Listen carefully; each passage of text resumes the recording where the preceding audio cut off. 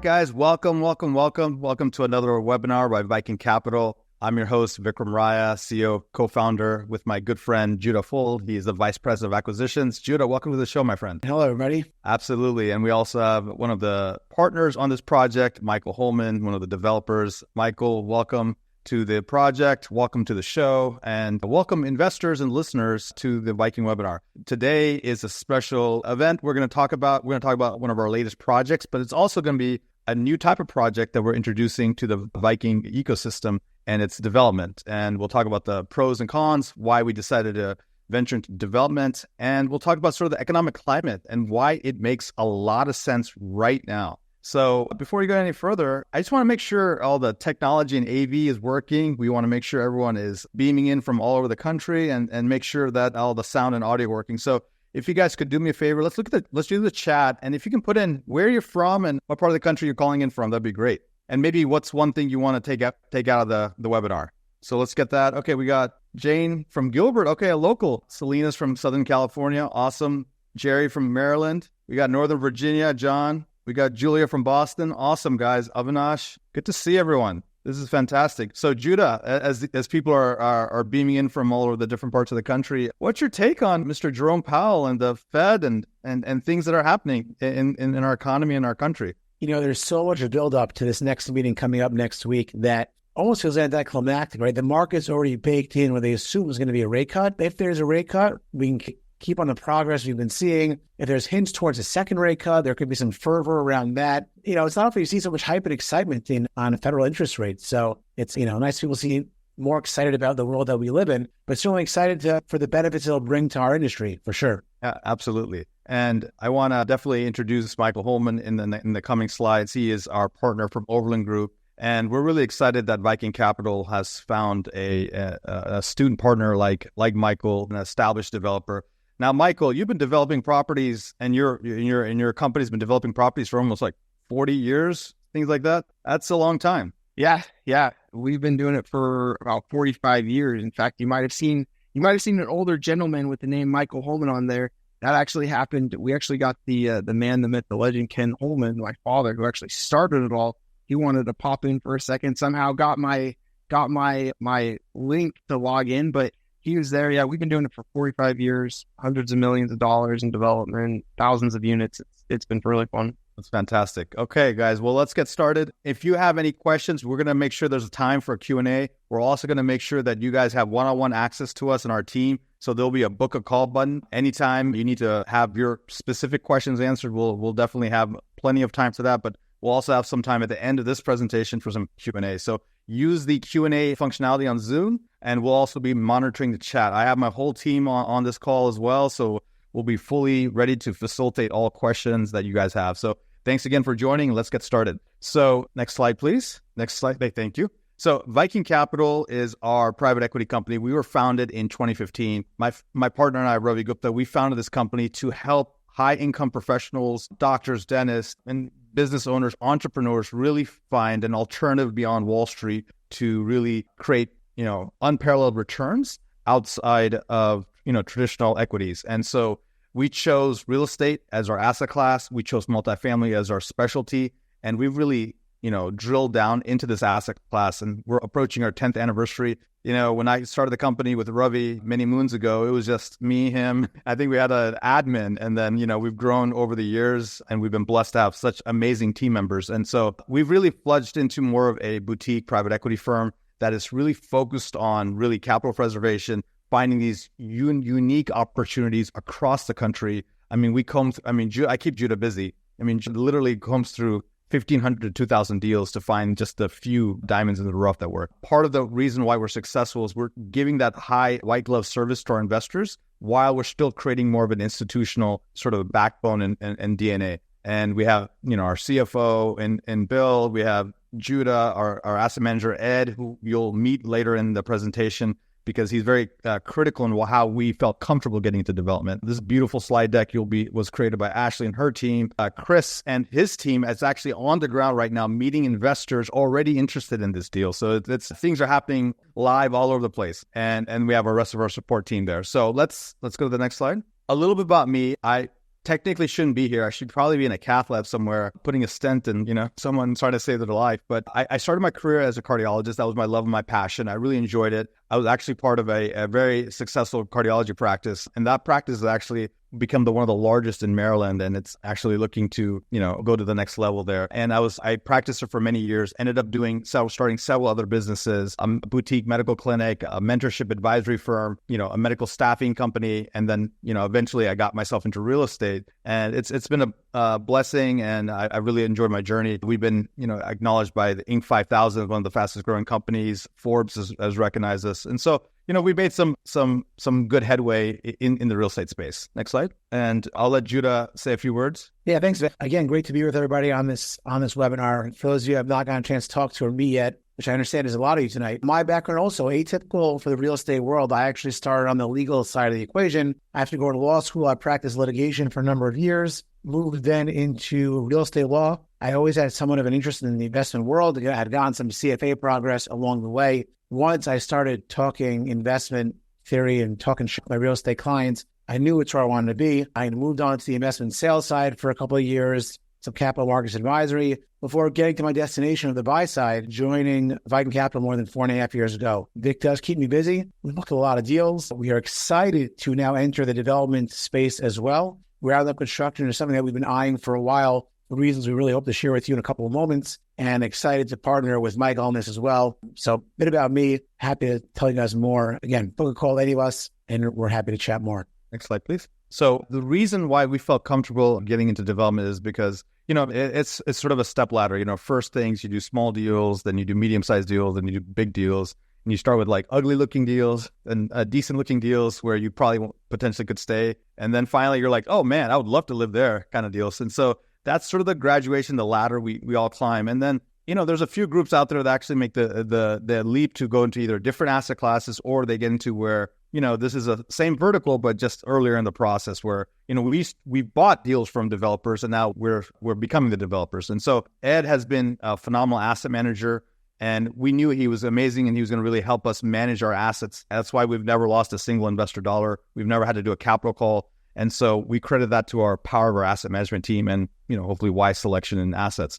But the second thing that Ed is known for is he developed almost $1 billion of assets in his previous life before he joined the Viking. And so he's done this, tried and true, over 7,000 units, 26 properties. So he gave us the confidence to know, hey, look, there's certain ways to do it. And if you do it the right way, your investors are going to thank you for it. And so he said, I asked him, hey, bluntly, hey, you've done 40 deals in your lifetime. Of the 40 deals, what made the most money for your investors? And he goes, it was development. And so once we knew that, we're like, all right, how do we do it? What's the right way to do it? And that's when I want to introduce our next guest here. Next slide, please. Introducing the Overland Group and Michael Holman. Michael, take it away. Tell them a little about your history. Tell them about your comfort level with the Arizona market, and obviously how you're able to, a lot of the challenges of building is staying within budget, staying on time, and timing things well, and predicting where demand and supply is going to be. So just share with us some of the experiences. Yeah, absolutely. Thanks, Vic. So yeah, Overland Group, we've been around for about 45 years. Like I mentioned earlier, started by my father, Ken. During that time, we've been all development. So Ken got his start a long, long time ago in property management, quickly went to development, and has been doing it ever since. Collectively between the three principals of the group are myself. It's a family-owned company. So myself, my brother Dave, who runs construction, we're a general contractor, and then my father, who oversees everything. Collectively, we have over 75 years of experience between the three of us. So it's been really fun. I've been here for 7 years now. In a former life, I was a CPA. So I worked at Ernst & Young, got my CPA. Maybe it was busy season. Maybe it was one too many inventory counts, whatever it may be. Next thing I knew, I ended up at Overland Group and really never looked back since then. So it's been magical. I got to intervene here. So we got a recovering cardiologist, a recovering lawyer, and a recovering accountant on this call. Wow. Interesting. Exactly. So our main office is in Salt Lake, and then we also have an office in Phoenix. So we are very active in both the Salt Lake and Phoenix markets. In fact, most of our construction right now is in the Phoenix marketplace. We have multiple projects under there. We have about 200 million currently under construction in Phoenix, and across 2 big projects, and then also a hotel that we're doing as well. And we have about another 150 million just in Phoenix in the pipeline. So we have a lot going on. We're doing a lot more third-party construction in Phoenix as well. here you can see some of our projects. This just gives a slight sample, but I mean, it's been awesome. The most recently completed is we have the Falls at Chrisman Commons. That one's in lease up. We have Avondale Commons Apartments, which is 324 units going. Really, the interesting thing that I hear, right, and I'm just going to insert this 2 seconds, Vic, if that's okay, is the fact that a lot of people are starting to look into development. I mean, I was just at a conference in Denver on a panel, and there's a lot of development interest that's peaking right now. And it's because with the lack of development that's happened over the last couple of years, you're now in this unique position where doing development now and getting started in the next 6 months, you're going to be the only new product, for years. And so it makes for a very intriguing story when you start looking at development right now. And as we go to the next slide, you got it. When you think about development, it's unlike buying just an existing project, right? You have to have a 36 to 48 month foresight,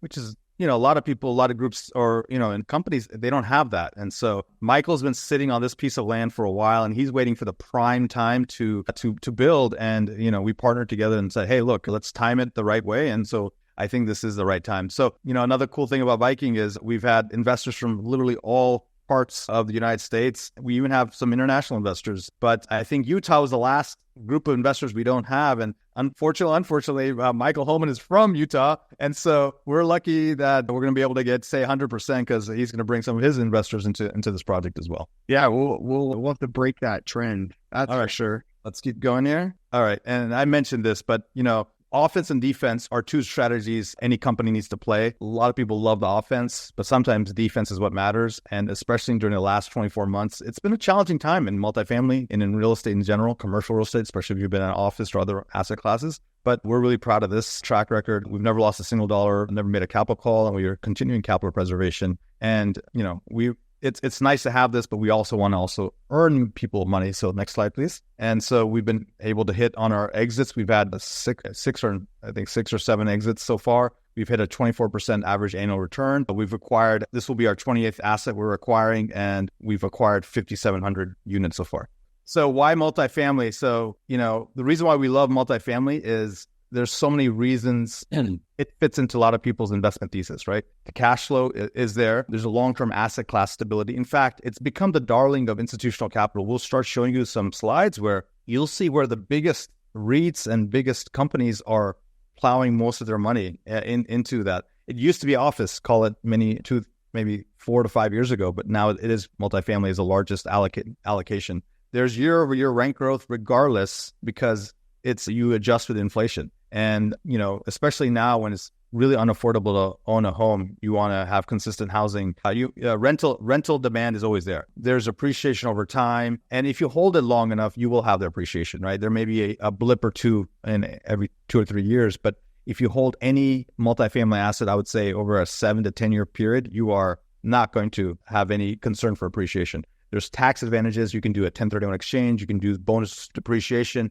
cost segregation. All of these things can protect your income and obviously the profit upon sale. All right, I think this is... Yeah, thanks, Vic. But don't take our word for it. We're going to show you some numbers and some great macroeconomic backup for all of those reasons to invest in multifamily. Right now, as it's been for a while, and especially in today's market, and given where rates are, this chart shows the premier discount to buying a home versus renting a home. And as it shows, especially as happened in the last kind of couple of quarters, there is a significant discount to renting versus buying. Buying has become so cost prohibitive, driven mainly by the higher rates of financing a home purchase and by the fact that there are no houses therefore on the market. So you can't even find a home to buy. And if you do, snatch up in a matter of days at a high price. Renting has become the choice of people moving to different markets. Even people who are moving within a market, better off renting than buying a home, fueling that demand for multifamily apartments. And the long-term outlook of multifamily continues to stay strong. Going back to 2013, the orange line here is vacancy or occupancy, right? It's vacancy. So you can see coming down to it was kind of up and down within 6.5%, 7%. Come the pandemic, there is no vacancy because everyone's staying put and sheltering at home. And then it spikes back up to normal rates in 2023. But the blue line shows market rents. Market rents have steadily, shown on the right side, grown over time. So almost irrespective of the market, rents, as Vic mentioned earlier, continue to grow You reset them on a yearly basis, so they're really marked up with inflation, and really a nice growing asset to have in any portfolio investments. And unsurprisingly, the big players are already moving back into this space. And there was a bit of a quiet period where groups like us, nimble, quick, willing to pour through 2,000 deals to find the diamonds in the rough, like Nick mentioned, were kind of had our way of the land because the guys in the big firms weren't so active. Well, they've already jumped back in. They're already betting big on multifamily for the reasons I just showed you. And what our theory, our thesis that we were confident in has now been proven true. So for instance, KKR, a large private equity firm, they just paid $2.1 billion for a 5,000 plus unit portfolio.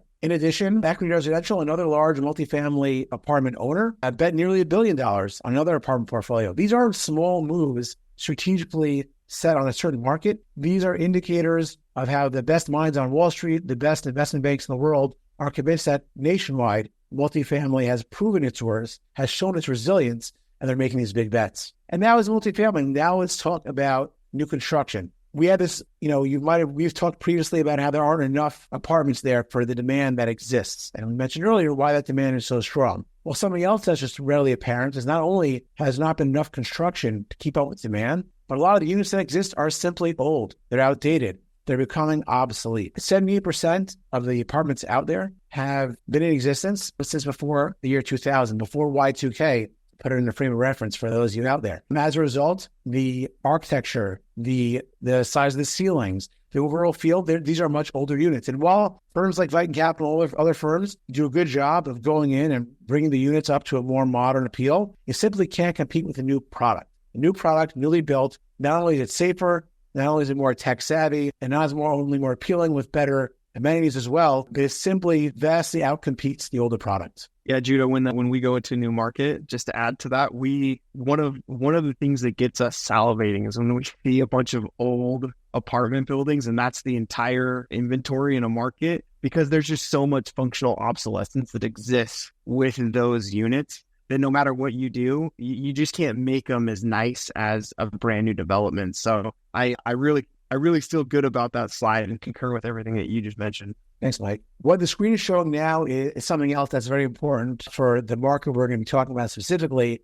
in addition to the nationwide multifamily development pace of construction. And that is, given what happened during COVID, which was for a while you couldn't build, right? Then construction was allowed again, but costs were all over the place. I mean, we'll probably tell you war stories about trying to finalize pricing on construction during the height of the pandemic. As a result of that, and also projects got delayed, and they got delayed into the delivery of other projects that were delayed, in that same 12 to 16 month period after the pandemic. And as a result, you had uncertainty of pricing, which pushed a lot of people out of the market. And you also had this huge delivery of apartments all at the same time, both the ones that were delayed and the ones that were already planned for that same period of time. As a result, some people saw some oversupply in delivery. You had oversupply relative to demand, oversupply relative to any annual absorption, and you saw a slowdown in projects being started. What that means is that there may have been a lot of apartments delivered over the last 5 years and into the next probably 9 months. But looking 12 to 18 to 24 to 36 months out, there aren't that many projects being built right now. The projects that are built in that time period will have the pick of the litter for the tenants chasing the newest product for lack of competition. And that is one of the reasons that in the market we're talking about specifically in Phoenix and overall, now is a great time to be starting new construction. And then this kind of just really is a great graphic that kind of just demonstrates that lack of supply. The undersupply of housing to buy for, owner-occupied single-family homes is the purple. Yes, that's certainly undersupplied. When you look at the rental supply, it's almost double that undersupply. And now we were in that place 10 years ago, but we certainly are now. And then absorption. This is when new apartments are delivered into a market. How quickly are they leased up? And what you see very nicely is, yes, there have been a lot of deliveries and, absorption for a couple of years went negative. And that's kind of the scary part that pushed people out of the market. But now going forward the next couple of years, and these aren't projections made up out of nowhere. In the multifamily world, when you have permits that are pulled and you have projects that are started, you really know the deliveries over the next couple of years. Looking out at 25 and 26, the deliveries have gone back down, which is exactly why absorption is shooting back up. There's probably no safer time over the last 5 years to be building a new construction project than right now, when there aren't any others in the pipeline, and you have a higher guarantee, a higher surety of your apartments that you're delivering, being leased up at the fastest clip possible. I want to really just stack what you're saying, Judah. Back one slide, please. I think this is a really important graph. This really is part of our investment thesis. Look, supply essentially, after 2025, supply falls off a cliff. And really, there's not much supply there. There's already a 1.5 million units shortage. We're in a very hot market of Phoenix, where there's a lot of employment demand, population growth. And now by the time we deliver, which is in late 2026, early 2027 timeframe, there is no competition for this new supply, that's exactly the story. Next slide. Thanks. So back to multifamily development. Why is it a game changer? Well, by giving our investors options, it's almost another way of diversifying their portfolio within multifamily, right? It's a shorter hold period, right? 24 to 36 months, 24 months of like starting to lease up and 36 months to get ready for sale. We're going to be able to redeploy people's capital faster. We can 1031 it after we sell it and redeploy.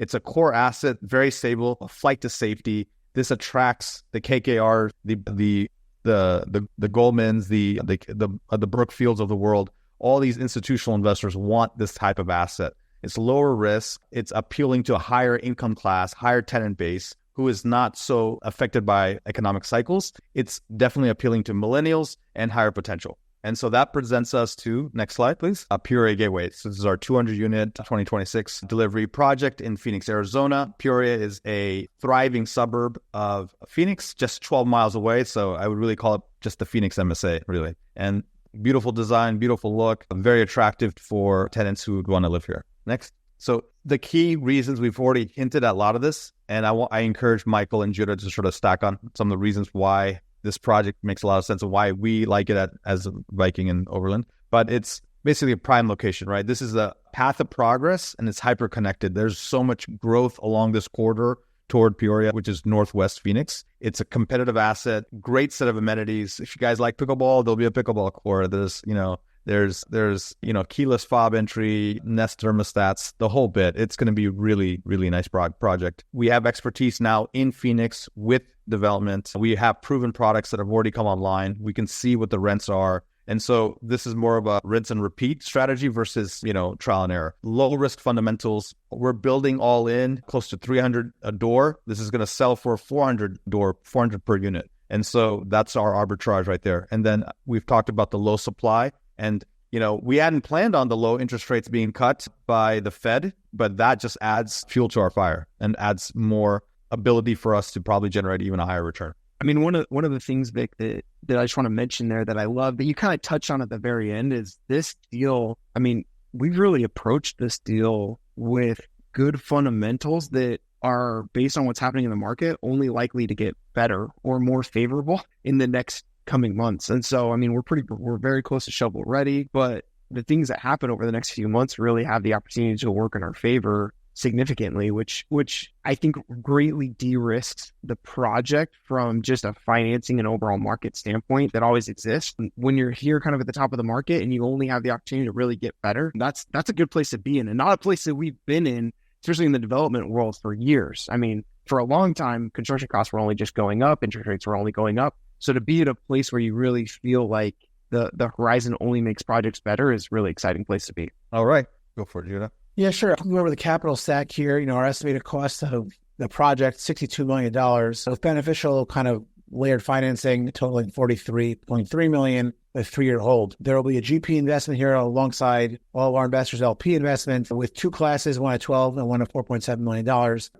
That part our investors should be pretty familiar with, and we'll certainly go through the structures in a moment. As mentioned earlier, this 200 units, estimated completion in 2026. And if you remember from a couple of slides earlier, that's when deliverables really drop off in the market, nationwide in this market as well, meaning we'll be probably one of the, if not the only, new construction delivered then, certainly in the submarket, which is advantageous for many reasons.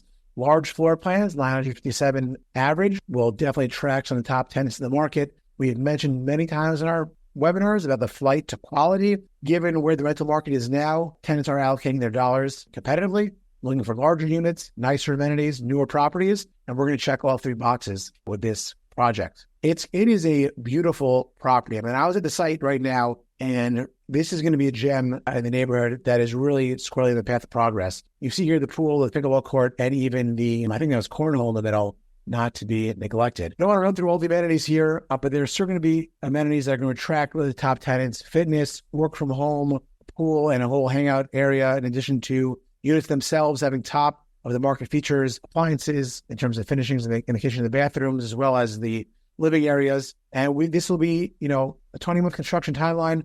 One of the benefits, though, Michael's group has proven really adept at going and constructing building by building, what gives us the benefit of leasing. As soon as you have a C of O on one building, you lease it up. Even if the next building is not complete yet, that'll enable us to actually have cash flow during a new construction project. You don't often see that. And it's a really great unit mix. 1 bedrooms, 2 bedrooms, and 3 bedrooms. I want to note that both there'll be 2 and 3 bedroom townhome units. Going through the comps in the area, not a lot of townhome comps. Surely not ones as new as this. And the ones that have a few townhomes, we're talking to leasing teams, they're very, very attractive tenants to the market. We can keep moving on here. Okay, great. So let's talk about structure here. Again, a lot of our investors may be familiar with our structure. For those of you who are not, we will have 2 classes of investors here, a B and reserve. B, 7% preferred return, which means B investors will have a 7% position before the GP sees anything. An 85-15 profit share. You may be used to 70-30. Again, one of the reasons for new construction is there is higher rewards to share, allowing us to really share more of those rewards with our investors. Here at 85-15, with 85 in favor of the Class B investor, $50,000 minimum there. For the reserve class, those of you investing at least $500,000 into the project, you will get an 8% preferred return and a 90-10 profit share. Again, we offer both and are happy to explain more about the benefits of each investment class. Feel free to book a call with our team, and we'll discuss what you can do personally as an investor. I mentioned this earlier, but I think it's worth visually looking at the capital stack. There's going to be the debt, the G equity alongside the LP equity, with the lion's share coming in that Class B, and then a reserve as well. It's a 3-year hold projection. And again, multiples of 1.8, 1.9x. We're usually seeing those multiples on a 5-year hold. Here you get to see them on a 3-year hold. It's essentially the same dollar for dollar returns on a shorter time period, letting you reallocate that capital more quickly than you otherwise might be able to do. And then on an annual return basis, it's a much higher return profile. Again, one of the benefits of new construction, why we recommend allocating some new construction into your investment profile. And that's why the IRR is elevated, guys. 21% for a B and 23% for reserve. So there's a shortened time window of higher returns. Yes. Here you can expect for the typical average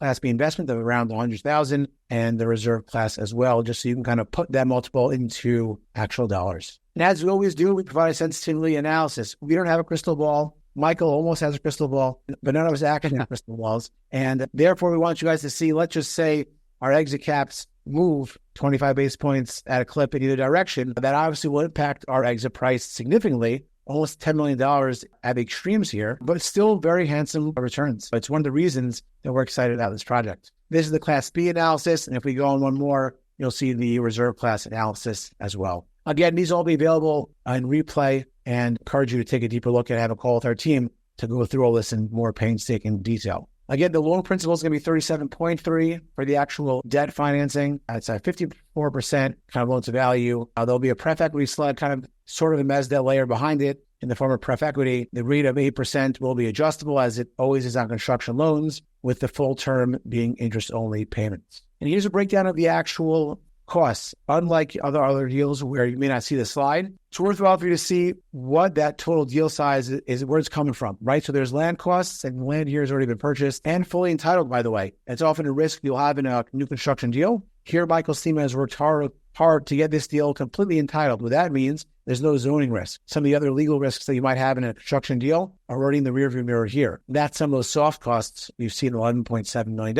That also includes design costs, architecture costs, and then you have the actual hard costs, the actual costs of the materials to build the property. That a total of $61.5 million. Our disposition price, $86.7 million. That's $25 million in value we'll be creating over that 3-year period, a creation of value of $125,000 per unit. And we're building it all in for $307 a door, and we're selling it for $433 a door. And this is based on, the current evaluations. Now, can change. And we're not even so aggressive. It wasn't that long ago that you were seeing 1980s product and early 90s built product in Phoenix selling for 400 more. So we're being pretty conservative in these estimations. And again, excited about this one. Here's a good side map. Michael's team has done a great job designing this. I mean, it's a modern look, stands out from its competitors, again, with the goal of attracting the top tenants. A good look at some of the amenities here, although I do encourage you to watch the replay, pause in on some of these slides, and get a good look at some of these amenities. On the ESG front, we're always looking for ways to help the environment while also generating revenue, and solar panels in some of the common areas and amenities are going to be kind of better for the environment, benefiting from the Phoenix sun, while also making our property more eco-friendly. Again, top finishes here in the clubhouse, the lounge area. Again, this is hopefully convincing you guys why tenants will be able to pay top dollar and willing to pay top dollar to live here. Again, a visual of the unit mix, a lot of one bedrooms on this. We mentioned before, this property is well located. It's got great connectivity to downtown on Grand Avenue, which is a thoroughfare that runs then through Glendale into downtown Phoenix. And this property really will attract a lot of young people looking for their own space, and therefore the one bedrooms we expect to be of high interest. 2 bedrooms and 3 bedrooms, you will have some people who want roommates, you will have some families. This unit mix is really profiled very well for the immediate market. And I think, Michael, we were talking in the green room, but this is only 12 miles away from Taiwanese Semiconductor, right? This is a huge chip manufacturer in Phoenix, and it's actually very nearly located to Peoria. And if all these kind of jobs are being created, people would want to find a nice place to live, and would be a great example of that. Absolutely. I mean, that's a huge, billions of dollars investment into the area, thousands of jobs being created, all from this one investment. So it's a huge driver for this northwest quadrant of Phoenix. And this is really what it comes down to. Aren't a lot of fancy pictures on this slide, but there's some important information in terms of the rent comps. Right? These are comps that are already built. These are the rents that they're getting now. When we deliver this project in 2026, these buildings will all be anywhere from 5 to 6, 7 years old. And again, we're projecting rents to be competitive with these, even though we'll have the nicest property in the neighborhood. So it's these nearby properties that provide the support for the revenue that we expect to generate when we stabilize and then sell this as a stabilized property. Again, I think we can really beat these rents, but on a conservative basis, 98 per square foot is certainly in line with the market. And our development timeline. This is, again, a new slide for those of you Viking investors who've joined us tonight. So one you may want to pay a little bit of attention to because it goes through the timeline for this project. There's a lot going on in the 3 years we're going to own this property. Again, we're already fully permitted. We're now at the top line, approaching the equity raise. And this is important because we lock in the financing right after this. And, the way the financing works is that everyone brings their money to the table. So our equity has to be in place in order for the lenders to put in their debt. And that really starts construction. During the 20 months of construction, we will be delivering those first units, 14 months in. At the end of the second line on the left, leasing begins while we finish up those last buildings. So we'll get tenants in place. We'll start cash flowing earlier on, thanks to the way Michael has really planned the construction and the ways we're delivering these buildings. We'll then stabilize, hit stabilization, where we will get this thing fully leased. We'll be hitting market rents, burn off any concessions that we may use to, rent at a more pace than the market might otherwise offer, and then sell this opportunistically after 3 years, fully stabilized, to a group looking to buy and pay top dollar for the nicest property and with the highest rents and the best tenants in the market. Yeah, and thank you again for all the great questions, guys. We're going to try to get to as many of them as we can. And also, please take a chance, take an opportunity to book a call with our team so we can get your private questions answered, because then we have a lot more time to go through all the details. But we're trying to do our best to answer as many questions as we can, and we have a few more things we want to share with you guys. So quickly, this Peoria Gateway is located very close to entertainment centers, outlet malls, sports complexes, art museums, kids' fun areas. So all of it is very close by. Mixed use development as well. Peoria, as a submarket of Phoenix, is considered a master plan community. It's one of the very attractive place to live in Arizona, one of the boom towns. Next. And you can see here, we have universities nearby, sports complexes, major employers like Honeywell, which is an aerospace company. I mentioned Taiwanese Semiconductor, which is not too far away. We got, all these other medical employers as well. So you got the Mayo Clinic of Arizona, which is nearby as well. Next. Phoenix is also known for spring training for a lot of MLB. So the Peoria Sports Complex hosts both the San Diego Padres and the Mariners. And all of this is, the reason why we're sharing all this is because of the economic impact. Each thing has, a couple $100 million of economic impact. They're building a private aviation park here. This is where people have private flights coming in and out. There'll be an industrial complex as well. They estimate the annual impact to be $1 billion, and that's coming online in 2026. There's a really nice food hall, community space, mixed use, restaurants, bars, retail space in a revitalized downtown. So when we're talking about path of progress, this just exemplifies what we're referring to. As I mentioned, I'm in the healthcare space, and so healthcare is near and dear to me because it's essentially a recession-resistant industry. And the fact that Arizona's leaned into it, Phoenix has leaned into it, and Peoria is like sort of a hub of medical is good because in real estate, we love having med and ed in our units. And so these are like, people who work in the medical profession or educators, because usually very stable job situations. And so you can see here, we got Mayo Clinic, you got the Cigna Group, you got Banner, which is one of the largest medical hospital organizations in all of Arizona, all located within a short distance. A new development, Honor Health is building this medical campus, 100,000 square foot facility with all these cancer care, physical therapy, GI, everything is all there. And this is all close to Peoria. We got a mixed use coming as well. And Phoenix as a city is close to obviously Vegas, California, San Diego. So there's a lot of explants who are leaving California and they're making Phoenix their new home. Scottsdale is considered like the crown jewel of Phoenix, which is very close by. You got Tucson, where University of Arizona headquartered. That's becoming a major city now. Flagstaff. So it's really the center of everything. Okay. And now we're going to get into Phoenix. It's surprisingly, I didn't realize this, but it's the fifth largest city in the United States now. Number one manufacturing hub. It's a number one silicon chip hub. And obviously the airport's starting to get more and more traffic and becoming a major player. The population growth is really the story here, right? Where population goes, there's jobs. And where there's jobs go, there's demand. And there's demand, there's people who want to own or rent. And in this case, it's mainly rentals.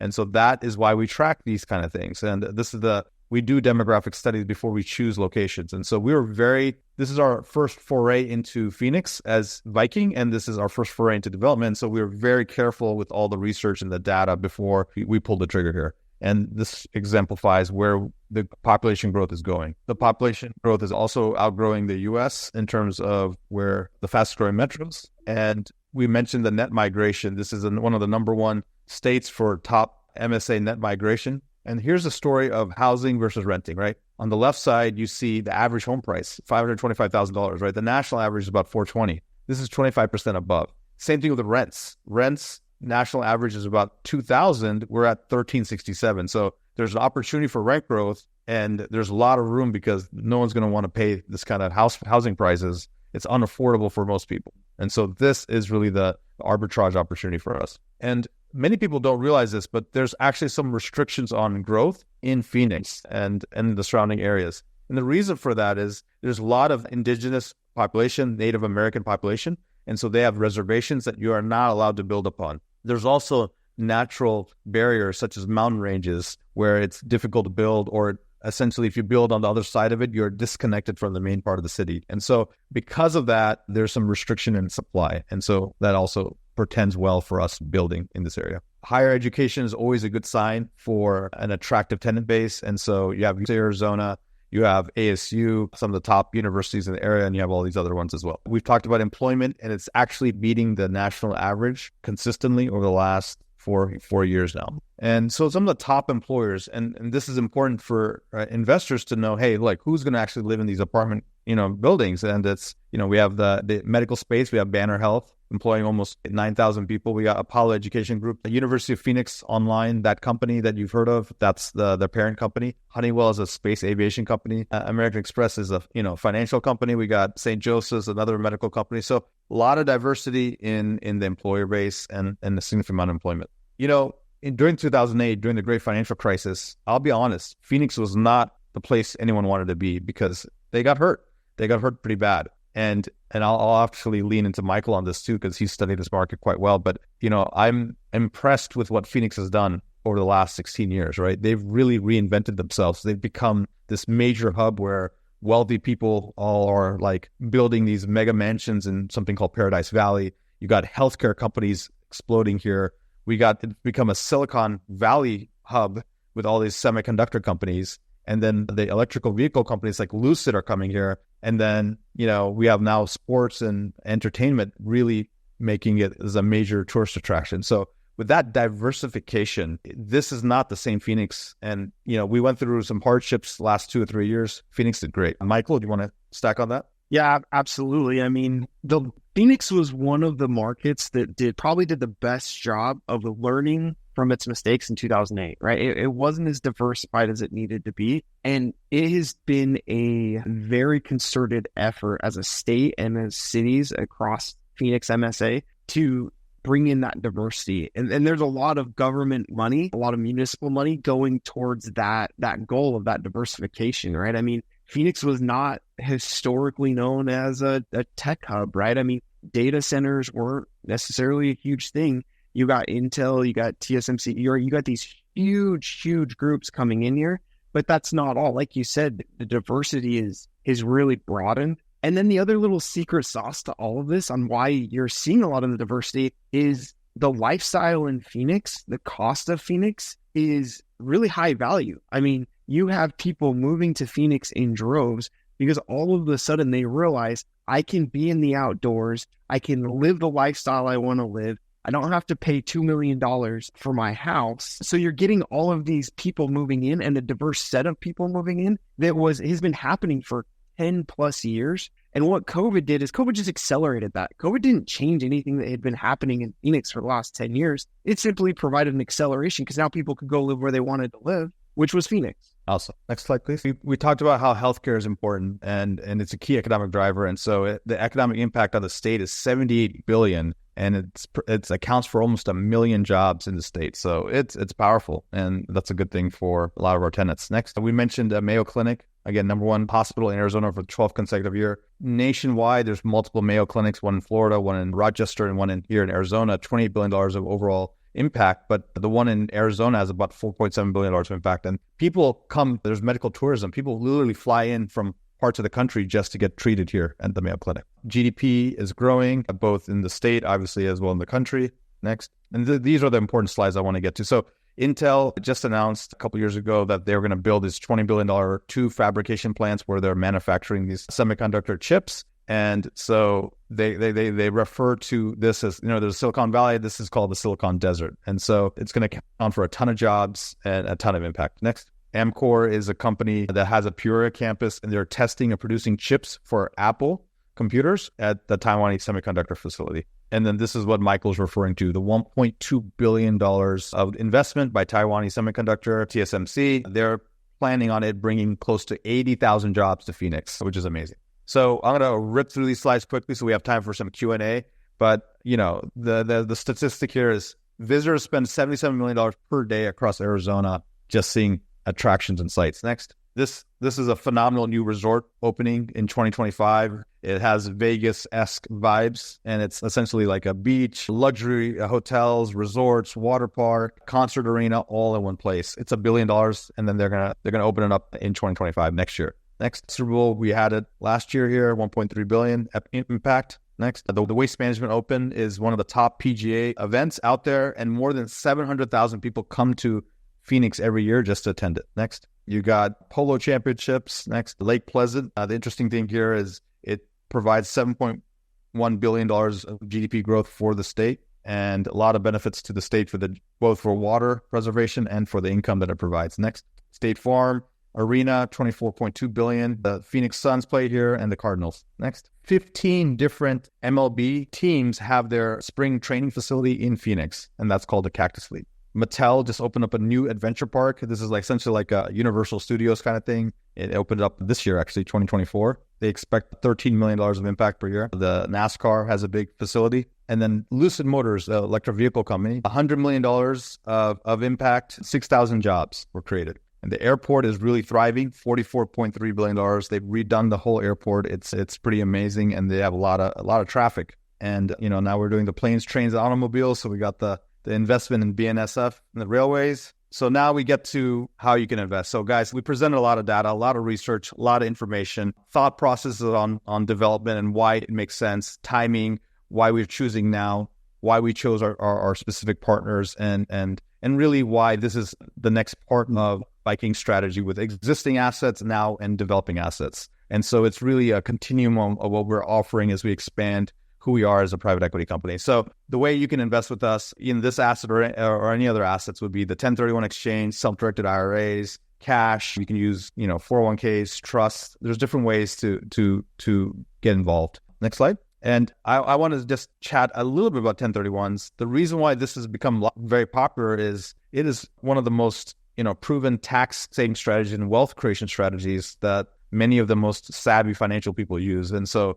it allows you to do a lot of things: estate planning, compounding wealth, tax deferral, portfolio diversification. So, and I'll tell you this, we've had a significant amount of money coming into this deal already from 1031s. And so that shows, number one, that this is a really good strategy to employ, but two, the popularity of this investment. Next. And so for those of you who don't know what 1031 is, it's a protocol in the tax code that allows someone to dispose of a property, find a like-kinded property, and identify that and go ahead and invest and roll over all the income and the profits without having to pay taxes. And you essentially defer the taxes for a later date. And if you do this right, you keep deferring it to where the quote is you swap till you drop. And so when you do that, then you can pass this on to your heirs with a step up in basis. And so that's, the name of the game there. Next. And so really, guys, if you really want to know more about this project, the best way is to jump on a call with our team. But I want to make sure we have at least a good 10 to 12 minutes here answering your questions. And so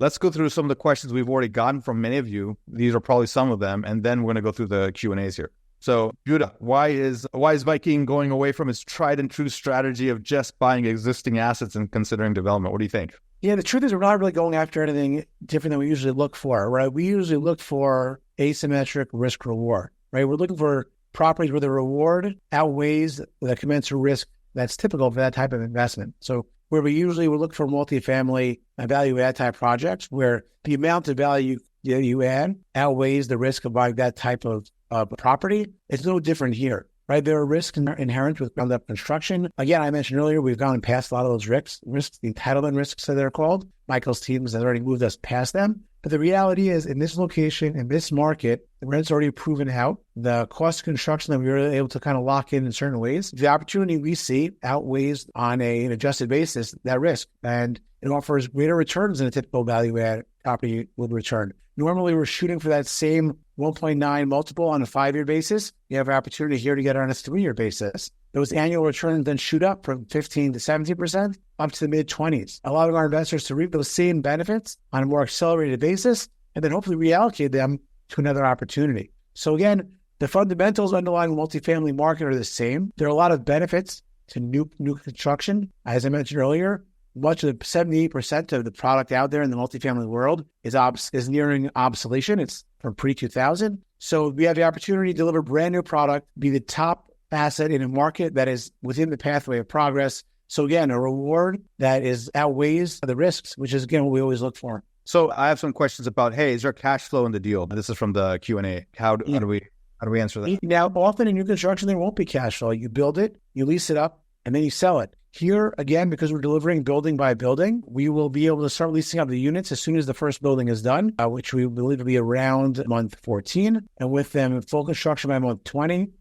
full construction, full lease up by month 24, spend a year stabilizing. So from month 14 through 36, we expect there to be some cash flow and it growing month by month. So again, you have the benefit of cash flow during the life of the project, not from day one. Right now, it's land, but certainly from more than half the project will have some cash flow. But again, the benefits and high rewards of a new construction project. Awesome. And before we get to Michael on his question, I want to just clarify. So people are asking what's the deadline for funding. So this project already has $5 million of investors involved in it. That leaves about $10 million left. And so we think this is going to get finished up by end of September, likely. So probably September and probably maybe a little bit into October is your time window to get into this project. Michael, what are the risks of development and how we protected our investors against that? Yeah, I mean, that's a great question. And like Judah said, one of the biggest risks with the new development is going to be entitlement risk, right? I mean, to kind of give you some foresight, right? Nobody's coming in here in the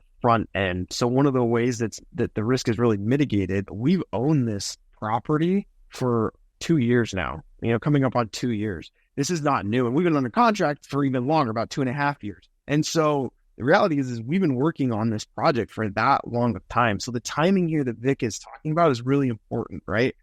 As a developer, we get the project to that point, we get it entitled. Vic and Viking has done a really good job about the timing of when they approach and come into this project, right? That entitlement risk is gone. I mean, that there is no entitlement risk. We're fully zoned, site plan approval, design review approval, the whole bit, right? We worked with the mayor and the city council, everybody to get that through. So the risks that are remaining, you're going to have financing risk, construction risk, and lease-up risk. Those are your three, right? We've solved entitlement risk, which is generally the largest risk that you're dealing with. But those are your three risks that you deal with in a multifamily new construction, right? And really with the financing risk and what I look at that's really, as much as I wish I had a crystal ball, I think that's about as favorable right now as it possibly can be, right? Given the circumstances in the market where I think 99% of us would predict it's going, the financing risk is actually likely to only get more favorable to us. So that really leaves you your construction risk and your lease-up risk before you exit the asset. The construction risk, Overland Construction will be building this project. We've built a lot of apartment units and a lot of buildings. Like I said, we currently just right now have $200 million in construction. That's just our own stuff. We're also actively working on a lot of other third-party work as well. So as far as the construction risk goes, we feel very confident in the abilities to construct this project on time, on budget. And we've proved that multiple times and on multiple projects. And that leaves your lease-up, which is the market, right? And everything that we've done and that Viking specifically has done to assess the market. In fact, this whole presentation, right? If I'm throwing a few flowers to Viking Capital, this whole presentation is about understanding that market, that lease-up risk, and how to mitigate it, right? It's there. It's always going to be there. But through good asset management and selecting good properties and good locations, you can really mitigate that. And just to stack on in terms of construction, when we vetted partners for our first ground up project, there are many firms out there with even good reputations, but they don't have their own construction team. They just manage a construction team as third party, which is a big layer in between the developer and the actual construction team. But we were very happy to work with Overland and Michael and his father because they had their own construction team. It's in-house, full control, and that's one less layer to have to go through. It offers more transparency and more control over the project. So that was something we looked for, and we're happy to have it on this deal. Yeah, the other thing is we wanted domain-specific knowledge, so they have domain-specific knowledge of Phoenix and that market. The second thing is they use, I think, GMAX contracts to where they're sort of capped at how much we're not going to have any big overages, which is that's the key to really keeping costs under control. And they've always built their projects on time and in high quality, which is great. And we've seen their previous work, which is what gave us confidence to partner with them. So we've talked about cash flow. We talked about Viking's additional diversification here. What about rates, guys? Should the investors be concerned? Should they be worried about the rates? Yeah, that's a great question. As we mentioned opening this, right now they're expecting a cut. Will it happen? Won't it happen? No one knows. One thing that's not expected is any rate hikes. If you look at the forward SOFR curve, and I believe the rate's based on SOFR, it is actually projected to go down over the course of our construction project. So there's limited ways about going down. I mean, it is a floating rate that has a floor to it. But the big concern is, will rates go up? And every economic indicator out there, every expert, every talking head on TV certainly does not expect rates to go up. So whereas a couple of years ago, more nervous to go into a floating rate deal and in a floating rate environment where rates were at all-time lows and can only go up if anywhere, here they're expected to go down with no real risk of it going up during the course of our project. All right, guys, I got a couple of good questions here. I'm going to ask this to Michael. What is driving supply drop off after 2025? That's Heidi asked that really good question. Yeah, well, Heidi, the reality is it's the market, right? And interest rates are a big driver of that, right? It gets more expensive to build projects and there's more uncertainty in a market, right? Which was existing a lot in 2023. There's a lot less development that happens, right? There's a lot less transactions and activity across smaller groups, but also large institutional groups. And where developments take, on average, call it 2 years, 2.5 years to construct, what happens is anything that's going to come online in 2025, 2026 had to have started in 2023 or 2024, right? Well, you have a huge drop off in starts, which means if you have a huge drop off in starts in 2023, 2024, that means you don't have any new product or any new properties coming online during that 2025, 2026 timeframe. That leaves this huge gap because demand, especially in Phoenix, as was shown in the presentation, demand continues to grow in Phoenix year over year at a rapid pace, right? And so there needs to be more units in Phoenix overall to meet that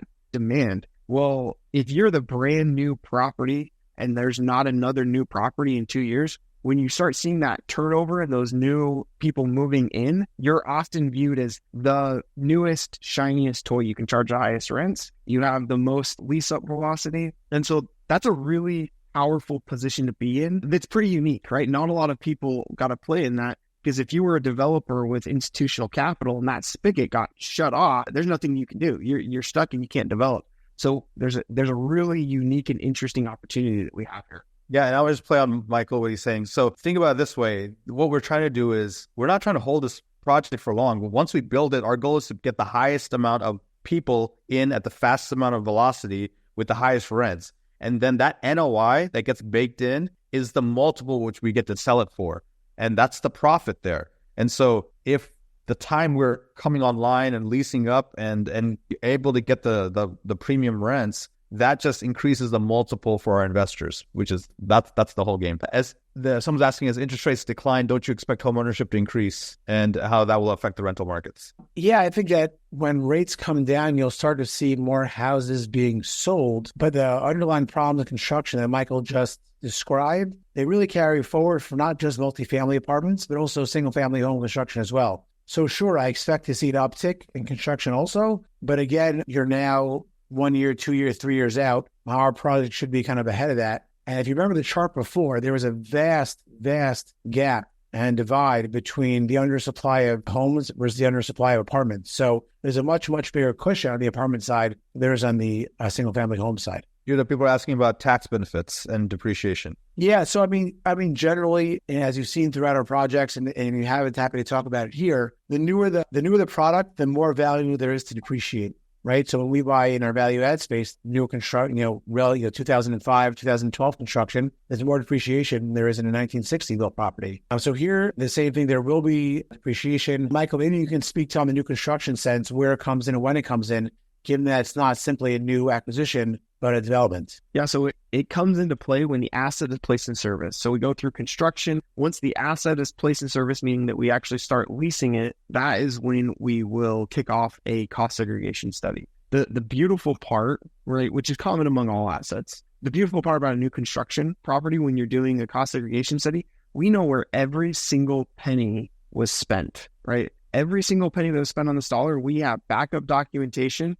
So it becomes really effective on the depreciation side. When we go give that to a cost segregation study, an engineer or the CPA or whoever's doing that cost segregation study, they can go in and they can maximize depreciation to the fullest extent because they have actual hard data to back up every single one of their numbers. Okay. So yes, there will be depreciation. It just comes at the project delivery as opposed to on the front end. Great. I think people are asking about is there a waterfall and how that works? Yeah. So there is a hurdle, but again, it's much more beneficial to investors in our typical project. In our typical project, once we hit a 13 IRR, maybe 15 IRR, it splits to a 50-50 split. Here, the hurdle is much higher for us. It's a 20% IRR. Only after 20% IRR are we flipping a 5% difference. So if it was 85-15, it'll go to 80-20. If it was 90-10, it goes to that 85-15. So a much limited waterfall and hurdle. Limited waterfall hurdle, much more favorable to investors. That's awesome. And bonus depreciation is present. So good, guys. I think we answered a lot of the heavy questions here. I know there's so many really good questions you guys have asked, and I want to capture all of these as well. Click on the QR code, book a call, text Peoria. We're trying to be one of those cool cats with the texting, 826-205-0259, I guess. You can email us. We would love to answer all your questions. We have a whole team on standby. There's already been a lot of buzz and interest for the deal. So let's get you guys on a call with our team. We can go through detailed analysis, underwriting, anything you guys want. We want to show you. We want to open up the Komodo, show you exactly how we've thought about this deal. And we're excited. We think it's going to be a phenomenal project, and it looks amazing already on the rendering. So thank you, Michael. Thank you, Judah. Thank you, everyone, for taking your evening and learning about this investment project, learning about Phoenix and Peoria as well. So, guys, until next time, have a good night. Be phenomenal. Thanks, everybody. Thank you.